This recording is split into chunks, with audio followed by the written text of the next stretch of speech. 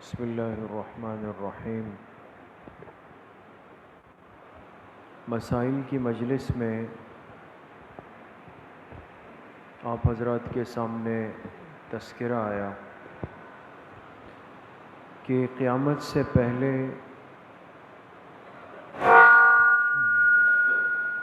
کیا کیا احوال اور کیا کیا صورتحال بنے گی، کون کون سی نشانیاں قیامت کے قریب واقع ہوں گی اور لوگ کن چیزوں کی طرف آگے بڑھنے کی کوشش کریں گے۔ آج کی مجلس میں بات شروع ہو رہی ہے کہ جنت کی جو نعمتیں اللہ پاک نے پیدا فرمائی ہیں اور دوزخ کی جو مصیبتیں ہیں، جو عذاب ہے، ایک مومن کے لیے آنے والی اس زندگی کی تیاری پہلے سے بہت ضروری ہے۔ دیکھیں، ہمارا دین سیکھنا اور صحیح علم حاصل کرنا اور اس پر عمل کرنا، دین کے بنیادی اور ضروری مسائل کو معلوم کرنا، ان ساری باتوں کا انتہائی مقصد کیا ہے؟ ہم کیا چاہتے ہیں؟ میں کیوں دین سیکھ لوں؟ کیوں دین پہ عمل کر لوں؟ مقصد صرف ایک ہے کہ آخرت کی جو ابدی زندگی ہے، لامتناہی زندگی ہے، اس میں میرا انجام درست ہو جائے، بہتر ہو جائے، جنت کی نعمتوں میں چلا جاؤں اور جہنم کی مصیبتوں سے اپنے آپ کو محفوظ کر لوں۔ تو آج کی مجلس میں انشاءاللہ جنت کی نعمتوں سے متعلق جو احادیث میں، روایات میں جو باتیں بیان ہوئی ہے، انشاءاللہ اس کا کچھ تذکرہ ہوگا، اور اس مقصد سے ہوگا کہ اللہ پاک ان نعمتوں کا جذبہ اور ذوق ہمارے اندر پیدا فرمائے، اور اس کو حاصل کرنے کے لیے جن اعمال کی ضرورت ہے، جس زندگی کی ضرورت ہے، ہم اس زندگی کو بنانے والے بن جائیں۔ حدیث پاک میں جناب رسول اللہ صلی اللہ علیہ وسلم نے فرمایا کہ جنت میں اللہ پاک نے جو عمارت بنائی ہے، یعنی مومن بندوں کے لیے، اس کی ایک اینٹ چاندی کی ہے اور ایک اینٹ سونے کی ہے، اور اینٹوں کو جوڑنے والا گارا خالص مشک کا ہے، اور جنت کی جو کنکریاں ہیں وہ موتی اور یاقوت ہے، اور جنت کی جو مٹی ہے وہ زعفران کی ہے۔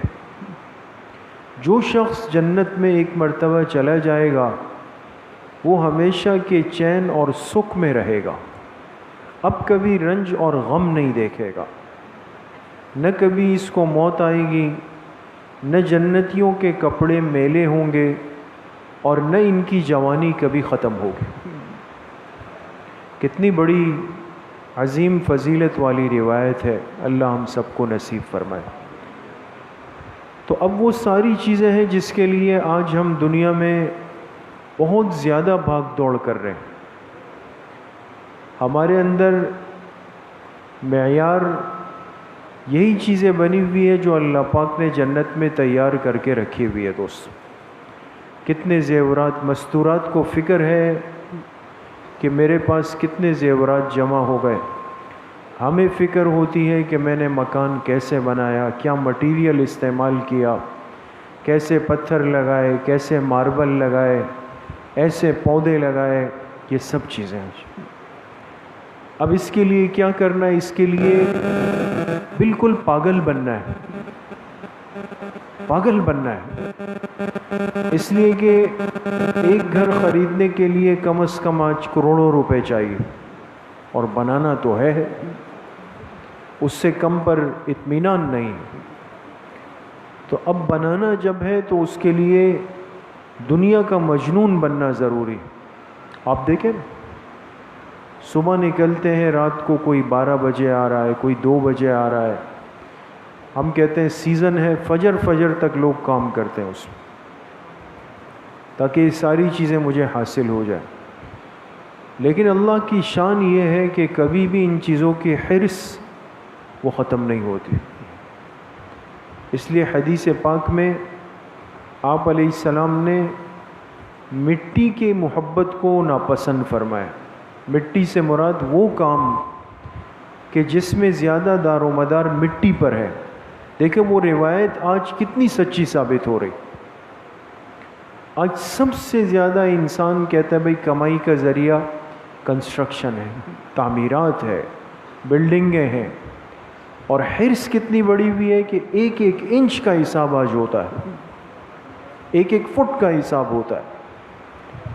اور بنانے والا کوشش یہ کرتا ہے کسی طریقے سے ایسا بنا لوں کہ دائیں سے بھی مار دوں، بائیں سے بھی مار دوں، اوپر سے بھی مار دوں، بس کسی طریقے سے زیادہ بنا لوں. اور پھر یہ بننے کے بعد وہ جیسے مرغی اور چوزوں کے دڑبے بنتے ہیں نا، اس کے اندر یہ انسان چلا جائے. اب دیکھیں نا پرانے گھر ہوتے تھے، آج بھی جو پرانی عمارتیں وہ کیسی، جس کو آج ہم اچھی نظر سے نہیں دیکھتے، وہ ایک ایک کمرے میں گھر کا سارا سامان پڑا ہوتا تھا. اب گھر کے کمرے میں جب ڈبل بیڈ اندر ہوتا ہے پھر آپ اندر نہیں ہو سکتے، آپ کو پھلانگ کے جانا پڑے گا. باقی الماریاں ہیں اور ڈریسنگ ہے اور واشنگ مشین ہے اور سلائی مشین تو کہیں باہر رکھیں. یہ حرص دیکھیں نا آج پیدا ہو گئے. لیکن دنیا کا پاگل پن دیکھیں کہ وہی دڑبے اور وہی مختصر دیواریں، اس کے لیے کروڑوں روپے پھونکنے پہ ہم تیار ہیں. ایسا ہے نہیں ہے دوست. خاص طور پہ ہم اپنے شہری کراچی کے مزاج کو دیکھیں، ہم کس رخ پہ چل پڑیں. کروڑوں روپے دینے پہ تیار ہیں، بس مجھے فلاں علاقے میں وہ دڑبہ مل جائے میں چلا جاؤں گا اس کے. یہ کیا ہے؟ وہ مٹی کی محبت دل کے اندر آ گئی. اس لیے آپ علیہ السلام نے اس کو ناپسند فرمایا. یہ چیز ایسی ہے کہ اس کی حرص کبھی بھی ختم نہیں ہوتی دوست. اس لیے آپ دیکھیں نا جو اس کام سے بیچارے جڑے ہوئے ہوتے ہیں وہ ساری زندگی حیران و سرگردان گھومتے، کبھی بھی یہ نہیں کہ ایک چیز پر اکتفا کر لی، بس یہ پروجیکٹ پورا ہو جائے گا بس پھر جڑ جائیں گے مسجد سے. وہ ابھی پورا نہیں ہوا کہ 2 پروجیکٹ اور شروع ہو چکے ہوں گے. تو یہ ساری چیزیں مومن کے لیے ہے، لیکن اصلاً حقیقت میں صحیح معنوں میں اللہ نے کہاں بنائی ہے؟ جنت کے اندر. تو وہ نصیب ہو جائے اور عافیت کے ساتھ مل جائے، وہ اصل کامیابی ہے دوست. دنیا میں انسان بقدر کفاف، بقدر ضرورت ضرور کوشش کرے، اپنے لیے کشادگی والا گھر لے، سہولت والا گھر لے، لیکن اس کے لیے مجنون پاگل نہیں بننا کہ حرام حلال کا فرق ختم ہو جائے، حق ناحق کا فرق ختم ہو جائے. اسی طریقے سے جناب رسول اللہ صلی اللہ علیہ وسلم نے فرمایا جنت میں اللہ تعالیٰ نے 2 باغ ایسے بنائے ہیں کہ وہاں کے سب برتن اور سب سامان چاندی کا ہوگا، اور 2 باغ اللہ پاک نے ایسے بنائے ہیں کہ وہاں کے برتن اور سب سامان سونے کا ہوگا. اور فرمائے جنت میں اللہ پاک نے اوپر نیچے کر کے 100 درجے بنائے ہیں، 100 بڑے بڑے درجے، اور ایک درجے سے دوسرے درجے تک اتنا فاصلہ ہے کہ جس میں 500 برس لگ جائے. 500 برس کا فاصلہ ہے 2 درجات کے بیچ میں. اور پھر سب درجوں میں سب سے بڑا درجہ وہ فردوس کا ہے، جس کو ہم کہتے ہیں جنت الفردوس. وہ فردوس کا ہے، اور اسی جنت الفردوس سے اللہ تعالیٰ نے جنت کی 4 نہریں نکالی ہیں، یعنی دودھ، شہد، شراب طہور اور پانی کی نہر. اور اسی جنت الفردوس کے اوپر عرش ہے اللہ پاک کا. تو جناب رسول اللہ صلی اللہ علیہ وسلم نے فرمایا کہ جب تم اللہ تعالیٰ سے مانگو تو ہمیشہ فردوس مانگا کرو. کہ اللہ مجھے جنت الفردوس عطا فرما۔ تو انسان دعا بھی سیکھے تو حدیث پاک سے اس کو سیکھے کہ مجھے کیا مانگنا ہے اللہ پاک سے۔ اسی طریقے سے فرمایا جنت میں جتنے درخت ہیں تمام درختوں کا جو تنا وہ اللہ تعالیٰ نے سونے کا بنایا ہے۔ اور ایک حدیث میں آپ علیہ الصلاۃ والسلام نے فرمایا کہ سب سے پہلے جو لوگ جنت میں جائیں گے ان کے چہرے ایسے روشن ہوں گے جیسے 14ویں رات کا چاند ہوتا ہے، جو سب سے پہلے جائیں گے۔ پھر جو ان کے بعد جائیں گے ان کا چہرہ ایسا روشن ہوگا جیسے تیز روشنی والے ستارے ہوتے ہیں۔ پھر فرمایا جنت میں نہ پیشاب کا تقاضا ہوگا نہ بڑا تقاضا لگے گا۔ دنیا میں تو کچھ کھایا پیا اور پھر واش روم کی فکر لگ گئی کہ بھئی اب کیا کرنا ہے، لیکن جنت میں یہ تقاضے نہیں ہیں۔ نہ تھوک ہوگا نہ ناک کی ریٹ ہوگی، یہ بھی نہیں ہوگا، اور بالوں میں کنگھی کرنے کے لیے جو کنگھیاں ہوگی وہ سونے کی ہوں گی، اور جب بدن سے جو پسینہ نکلے گا وہ مشک کی طرح خوشبودار ہوگا، مشک کی طرح خوشبودار پسینہ ہوگا۔ یہ سن کر ایک صحابی نے سوال کیا کہ پھر جنتیوں کا کھایا ہوا کہاں جائے گا؟ یعنی جو معدے میں چلا گیا، تو اسی لیے تو قضاء حاجت کی ضرورت ہے، بیت الخلاء کی، اور آپ علیہ السلام نے فرمایا کہ وہاں تقاضا نہیں ہے، تو کھایا پیا کہاں گیا؟ تو آپ علیہ السلام نے ان کو جواب دیا کہ اہل جنت کو ایک ڈکار آئے گی، ڈکار، اور وہ ڈکار بھی ایسی ہوگی کہ جس سے مشک کی خوشبو نکلے گی اور سب ہضم ہو جائے گا اس کو۔ اتنی بڑی نعمتیں تیار ہے دوست، اللہ ہم سب کو نصیب فرمائے۔ اور آپ علیہ السلام نے فرمایا کہ اہل جنت میں جو سب سے ادنا درجے کا ہوگا، کم درجے کا، اس سے اللہ تعالیٰ پوچھیں گے کہ اے جنتی، اگر تجھے دنیا کے کسی بادشاہ کے ملک کے برابر ہم یہاں جگہ دے دیں تو تم راضی ہو جاؤ گے؟ یعنی دنیا میں ایک بادشاہ کی جو حکومت ہوتی ہے، اگر جنت کا اتنا ٹکڑا دے دے تم راضی ہو جاؤ گے؟ تو وہ جنتی کہے گا اے پروردگار میں بالکل راضی ہو جاؤں گا۔ تو اللہ پاک فرمائیں گے جاؤ تمہیں اس کے 5 حصوں کے برابر دے دی۔ وارث کرے گا اے اللہ میں تو بہت راضی ہو گیا۔ پھر ارشاد ہوگا جاؤ تجھے 10 گنا مزید دے دیا، اور اس کے علاوہ جس چیز کو تیرا جی چاہے اور تیری آنکھ کو لذت ملے وہ سب تجھے آج مل گیا۔ اور حدیث پاک میں آپ علیہ السلام نے فرمایا کہ جب جنتی جنت میں چلے جائیں گے اور اپنی نعمتوں میں مشغول ہوں گے تو ایک دن اللہ پاک کی ذات ان کی طرف مطلع ہوگی جو اللہ کی شان کے مطابق، اور اللہ پوچھیں گے اے جنتیوں تم خوش ہو؟ وہ عرض کریں گے اللہ ہم خوش کیوں نہ ہوں، آپ نے تو ہمیں اس جنت میں وہ ساری چیزیں دے دی جو آج تک کسی مخلوق کو نہیں ملی۔ اللہ پاک ارشاد فرمائیں گے کہ اگر ہم تم کو ایسی چیز دے دیں جو جنت کی ان نعمتوں سے بڑھ کر ہو تو جنتی عرض کریں گے اے اللہ ان سے بڑھ کر بھی کوئی چیز ہو سکتی ہے؟ اللہ پاک ارشاد فرمائیں گے ہاں، اور وہ چیز یہ ہے کہ اب میں تم سے ہمیشہ ہمیشہ کے لیے راضی ہو گیا، کبھی ناراض نہیں ہوں گا۔ اور حضور علیہ السلام نے فرمایا پھر اللہ ان سے فرمائیں گے اب اور کچھ زیادہ چاہتے ہو کہ تمہیں دے دوں؟ تو وہ عرض کریں گے اللہ آپ نے ہمارے چہرے روشن کر دیے، ہمیں جنت میں داخل کر دیا اور دوزخ سے نجات دے دی، اور پھر ہم سے رضامندی کا اعلان بھی کر لیا، تو اب ہم کو اور کیا چاہیے؟ اللہ پاک فرمائیں گے نہیں ایک چیز اور ہے تمہارے لیے میرے پاس۔ پھر اللہ پاک پردے کو اٹھا لیں گے اور جنتی براہ راست اللہ پاک کی ذات کا دیدار کریں گے۔ یہ سب سے بڑی نعمت ہے۔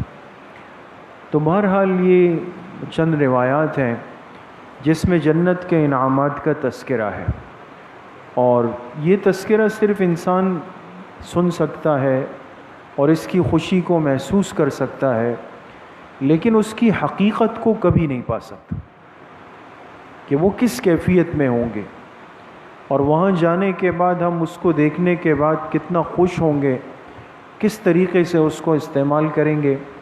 یہ باتیں اس دنیا کے اندر ممکن نہیں ہے دوستو، لیکن اس پر ایمان ہے کہ یہ سب چیزیں ہیں اہل ایمان کے لیے، تو اپنے ایمان کی حفاظت کی بہت بڑی ضرورت ہے کہ ہمارا کلمہ، ہمارا عقیدہ، ہمارا ایمان یہ محفوظ ہو جائے دوستوں۔ اور دیکھیں ہمارے علماء نے لکھا ہے کہ اعمال کی کمزوری اور گناہوں کے اندر انسان اگر ابتلا کرے اور اس حالت میں اللہ کے سامنے چلا جائے تو اللہ پاک اگر اعمال کی کمزوری کو معاف فرما دیں یا گناہوں سے جو ناراضگی ہے اس کو ختم کر دیں، یہ اللہ پاک جس بندے کے لیے بلکہ پوری انسانیت کے لیے چاہے تو یہ اللہ پاک فرما لیں گے۔ اس سے ممانعت نہیں فرمائی، بڑی امید دلائی گئی۔ لیکن اگر خدا نخواستہ ایک آدمی فاسد عقیدے کے ساتھ دنیا سے گیا، اس کے ناکام ہونے میں کوئی شک نہیں ہے دوستوں۔ اس لیے فرمایا ایمان بچا کر جاؤ، ایمان بچا کر جاؤ۔ یہ وہ اصل جڑ ہوگی کہ جس کی بنیاد پر انسان محفوظ ہو سکتا ہے دوستوں۔ اس لیے کلمے کی حفاظت کریں دوستوں، ایمان کی حفاظت کریں، عقیدے کی حفاظت کریں۔ آج فتنوں کا زمانہ ہے، اس ذلیل، اس حقیر، اس خسیس دنیا کے لیے انسان بعض دفعہ گر جاتا ہے۔ ابھی ہم نے اوپر سبق میں پڑھا، تعلیم دین کے ساتھی بیٹھے ہوں گے، سورہ کافرون میں، کہ بعض دفعہ انسان کسی دنیا کے مقصد کے لیے کیا کرتا ہے کہ کسی کافر کے طریقے کو اختیار کر لیتا۔ آج ایک بڑا فتنہ یہ ہے، احتیاط کریں دوستو۔ کافر کو ایمان کی دعوت دینا اور ایمان سمجھانا یہ ایک مستقل میدان ہے، لیکن یہ فتنہ ہمارے اندر داخل نہ ہو کہ ہم کافروں کا لباس، کافروں کا طریقہ، یا نعوذ باللہ ان جیسی عبادت کر کے کہے کہ بھئی میں اس لیے کر رہا ہوں یہ مجھ سے متاثر ہو جائے۔ آج دیکھیں نا کتنے لوگ اپنے سیاسی مقصد کے لیے، ایک منصب کے لیے، اس ذلیل دنیا کی کرسی کے لیے کیا کرتے ہیں، کوئی جا کے مندر میں کھڑا ہو گیا، کوئی گرودوارے میں کھڑا ہو گیا، کوئی چرچ میں کھڑا ہو گیا، کسی نے ماتھے پر ٹیکا لگا دیا، کسی نے کیا پہن لیا۔ بھئی کیا کر رہے ہیں یہ؟ بھئی یہ تو ہمارے بھائی ہیں، ان کے ساتھ خیر سگالی کا جذبہ ظاہر کرنا ہے، نعوذ باللہ۔ تو وہ پیشانی جو اللہ کے سامنے جھکانے کی تھی وہ اللہ کے غیر کے سامنے جھکا دی تاکہ یہ باطل مجھ سے خوش ہو جائے، اور جو عبادت صرف اللہ کی ذات کے لیے مناسب تھی، جا کر بتوں کے سامنے بیٹھ کر ہندوؤں کی طرح وہ موم بتیاں اس نے بھی گھمائیں تاکہ کل یہ بھی میرے ساتھ کھڑے ہو جائے۔ ایمان سب صاف ہو گیا اندر سے، ختم۔ اس لیے یہ بہت بڑی مصیبت ہے، بہت بڑا فتنہ ہے۔ عقیدہ اور ایمان ایسی چیز نہیں کہ جہاں چاہے انسان اس کو گرا دے اور کہ بھئی اس کو ایک کرنے کے لیے میں ایسا کر رہا ہوں، نہیں، وہ الگ چیز ہے۔ تو اس لیے ایمان اور عقیدے کی حفاظت، اعمال کا اہتمام، گناہوں سے توبہ، اور اللہ پاک سے راتوں کو اٹھ کر مانگنا۔ یہ رات کا جو رونا ہے، رات کا جو اٹھنا ہے، یہ بڑی طاقتور چیز ہے دوست۔ اللہ پاک مجھے بھی آپ سب کو صحیح عمل کی توفیق نصیب فرمائے۔ الحمدللہ رب العالمین والصلاة والسلام علیہ۔